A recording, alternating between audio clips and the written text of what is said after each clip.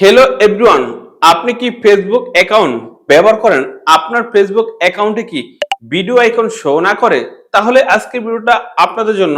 আজকের ভিডিওতে আমি দেখিয়ে দিব আপনাদের ফেসবুক অ্যাকাউন্টে যদি ভিডিও আইকন না শো করে তাহলে ফেসবুক অ্যাকাউন্টের ভিতরে কিভাবে ভিডিও আইকন শো করাবেন।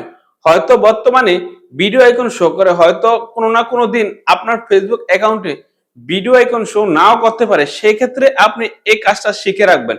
শিখে রাখলে কিন্তু আপনারই অনেক উপকার হবে।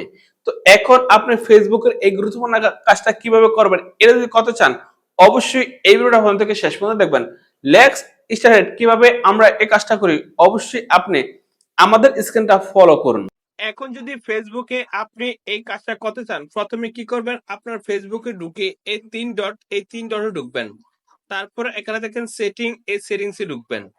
সেটিংসে ঢোকার পরে আপনি এখানে দেখেন এভাবে নিচে আসবেন। এখানে দেখেন ট্যাব বার, এই ট্যাব বারে ঢুকবেন।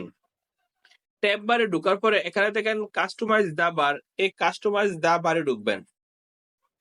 তারপর এই যে এখানে দেখেন ভিডিও হিডেন, এই ভিডিও হিডেন, এই এখানে যদি আপনার ভিডিও হিডেন থাকে তাহলে কিন্তু আপনার প্রোফাইলে ভিডিও আইকনটা আর শো করবে না।